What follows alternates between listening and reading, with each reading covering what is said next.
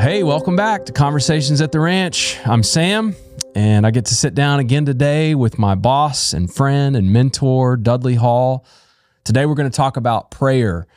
Man, we have lots of thoughts on prayer, and quite honestly, prayer has been something in my own life that I find to be difficult and clunky and cumbersome at times, but I found this conversation with Dudley to be really helpful and useful to me personally. I think you'll find the same thing. I pray that you do.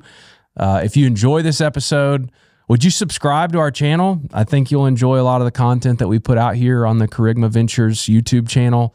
Hit the notification bell there on your screen so you don't miss any upcoming episodes.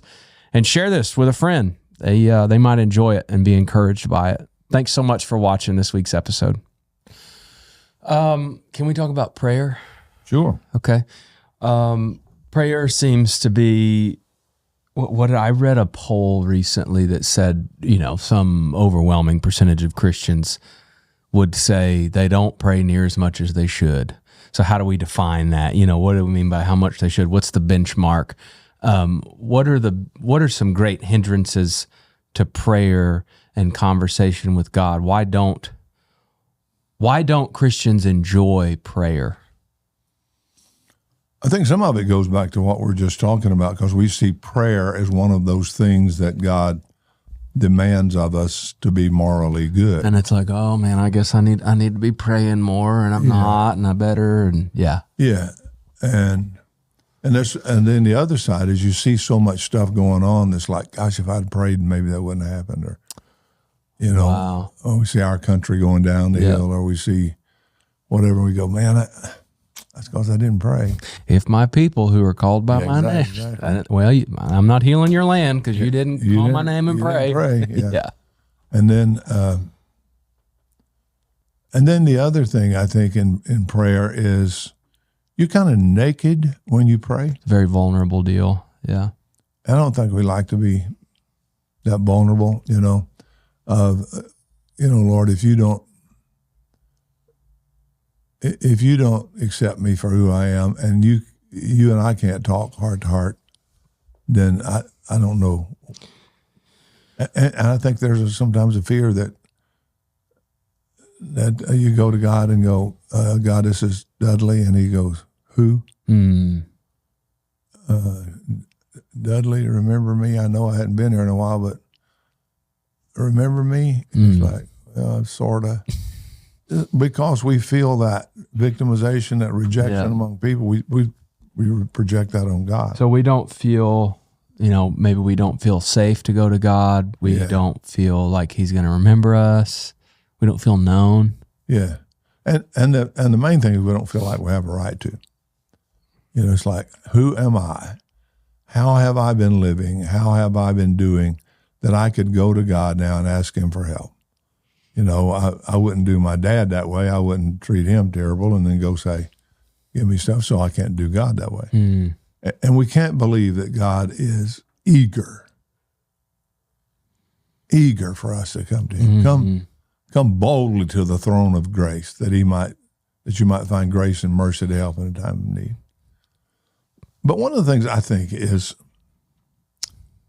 it ties in with everything else we've been saying. I don't think we really understand that prayer is how we exercise partnership. So God puts Adam and Eve in the garden and says, together, we're going to do this thing of managing the earth. And then we come to the second creation through Jesus, and he says to the disciples, okay, I'm going to the Father now. Yep. But I'm going to fix a place for you so that you can carry out the mission that I'm leaving you with. And I'm going to be with you. And here's how you carry it out. You're going to ask the Father in my name, and he's going to give it to you, and that's going to glorify him. So the way you practice partnership is, first of all, through prayer. That's good. So if you saw prayer as this is how I work with God and getting done God's plan on the earth, then it's as natural as getting up in the morning and getting your briefcase or whatever and going to the office, or growing up on the farm and the ranch. It's like getting up and getting your tools. Yeah. Because I'm going to need them today. Yep. So to get up in the morning and go, Father, what are we doing today? Yeah. And how can I be a part of it? So, well, the first way I can be a part is prayer. So I don't mean to be obtuse, but if God is sovereign and he orchestrates and achieves all in his sovereignty, what effect do our prayers have? Could it be said that God's he's going to achieve his plans and purposes, but he sure would like to involve his people as he does that, and prayer is a means by which we partner and we're involved in what he's going to do. I've heard people in their struggle with prayer express things like that, where it's like, well, I mean, it's going to happen however God does it. And I'm struggling with that. It's like, in one sense, I'm glad God answers prayer that I never got around praying because I forgot to pray him. Yeah. And he still took care of me. That's right. Yeah. So then the question is, okay, if you're going to take care of me anyway, what's the point? Why pray? Yep. So what's the answer to that? Well, I think we go all the way back to see that God chose, when he created, he chose to use human instrumentality to get his work done. So remember, the first promise, okay, the promise to the serpent, the promise to the woman and the man. To the serpent, this woman's seed is going to crush your head. Mm-hmm. To the woman, this serpent is going to bruise your heel. Okay, so what God is saying there is, I'm choosing to set up a world where I use human instrumentality to do my work. Okay. I mean, could God have sent an angel to whip the devil? Yes. Yes. He said, no, I'm going to do it through a woman. Yeah. A woman. She's not even the strongest one of the human race, physically. So I'm going to use a woman, the seed of a woman, and I am going to, through that, I am going to get my job done. Mm-hmm. Hey, I hope you're enjoying the conversation today. There's something special I want to invite you to be a part of. It's called Dudley's Weekly Word. Dudley's Weekly Word is our weekly email series that we drop in your inbox if you subscribe every Friday. This is Dudley's quick take on current events, different theological ideas, an inspirational message or devotional just to encourage you, educate you, and really bring into focus all that we're trying to convey here at Kerygma Ventures that is essentially the good news of the gospel. I think you'd really enjoy it. You can subscribe to this weekly email by just clicking the button right here on the screen. Hey, we can't wait to get these messages to you, and I hope you enjoy the rest of the conversation. So as I said earlier, our partnership with him is part of his original plan of how he wants to glorify himself. Okay. He glorifies himself through us as he works in us, through us, to get his job done, and he shows that he can do it without having to disqualify us. And mine's running too fast here, but it's one of the reasons I don't believe in the weird concept of rapture. Yeah. Like, okay, God can't get it done through human instrumentality, so he's going to snatch all the Christians out, and he's going to send a bunch of angels and immortal souls down here, mm-hmm. and then there's going to be a big battle, and then he's going to come in riding a white horse. No. Mm-hmm. God is not going to fail through his human instrumentality. He proved that when he became a man, and he said we're going to do it. So I think understanding that God has said, I choose to do it through humans, that makes prayer my privilege. That's good. It's not an obligation. It's not like, okay, you're a better person because you prayed at 2 hours and Sam prayed 1 hour. None of that is part of it. It is, okay, I got a job to do, and I got two deals here. He has said, I'll be with you, and I'll see to it you get it done. That's good. So it should be fun. It should be like, okay, I get to work with God. Get to work with God in this whole thing. Yeah. This may be an oversimplification, but it's I don't know who's the source of it. But the saying we've used a few times of I'm in a mess. I hope my dad doesn't find out. Yeah. Versus the gospel opposite of that would be, well, I'm in a mess, or I'm in great need, or I've caused this major problem. I gotta go tell my dad. Yeah, I gotta get him involved now. And you and I both have probably seen that play out different ways for different people based on largely their relationship to their earthly father and kind of what they learned that whole deal was going to be like. Yeah. If you believed it wasn't safe to go tell dad when you'd really boogered up, then you're probably not going to have the propensity to trust God as being safe. And so. Yeah, I'm glad you brought that up, Sam, because I've run into that a lot recently of men saying, I'm scared to go to God. Yeah. Old men have said that. Old men. It's like, is he going to hurt me? Yeah. Tough old men. And a lot of it did come from going to an earthly father and him slapping you halfway across the room. Right. And wow. So those verses where Jesus said, come unto me, all you that labor and heavy laden, and I'll give you rest. Mm-hmm. Take my yoke upon you and learn of me, for I am meek and lowly in heart, and you will find rest. It's the best, dude.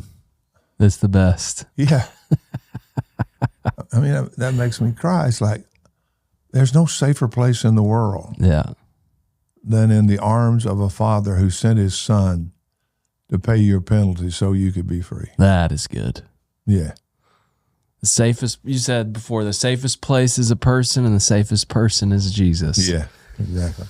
If we believed that, we'd probably feel comfortable praying, I reckon. Yeah. That is a good word. So when you're worrying, you're usually not praying, and when you're praying, you usually don't worry. It's Paul talks about that. He said, don't worry about anything, but pray about everything. Mm-hmm. So he's put them in juxtaposition with each other. It's like, if you're doing one, you're probably not doing the other. Mm-hmm. So why do people worry? Yeah. Well, I think it's maybe oversimplifying it, but I think worry comes from not believing that God said, I'll be with you in the project that he just sent you to do a job. Mm-hmm. Okay. So we all learn from our background. So I grew up on a farm. I'm the last of the kids by 8 years. So I'm the primary worker. Yep. We got some hired hands, but I'm the primary worker. Mm-hmm.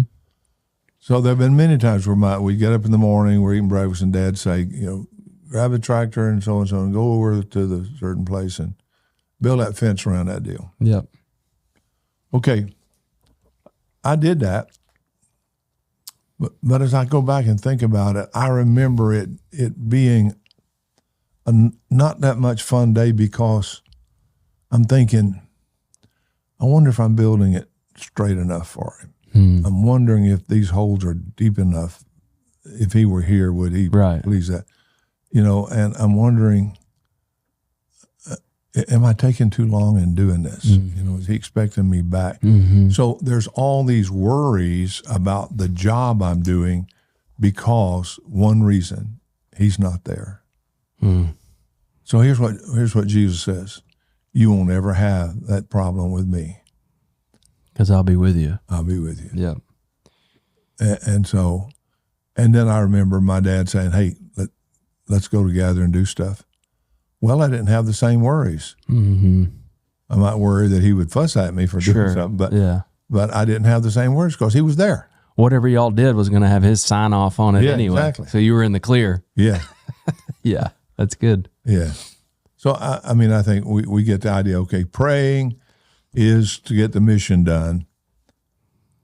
But if you think that he just sent you to do the mission without him, there's a lot of worry in that. Mm-hmm.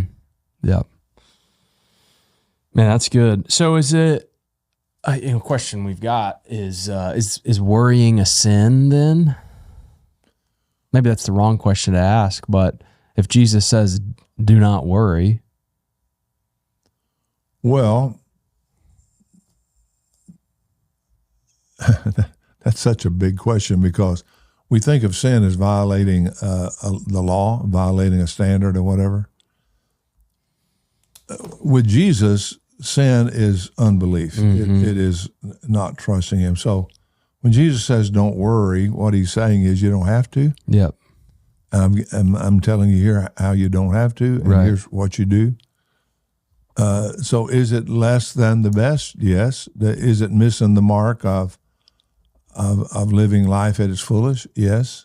So in that sense, but it's not a sin that, it's not like, okay, there's a mark against me and now I've got to go make an offering for it or something mm-hmm. like that. It's like, well, I don't know, Sam. I don't live sin conscious. Mm. Now I did for a long time because one of my heroes was a missionary, and she came back home, and one of her primary messages was keep a sin account. Stay clean with God. Oh, really? So every day, make your sin account, and so you make. She really did that? Oh yeah, she did, and so you pray. Well, it does keep you kind of, the fear of knowing you're going in the morning, you're going to have to deal with it. Uh-huh. It's like kind of the fear. But I was more conscious of my sin than I was of Jesus. Mm-hmm.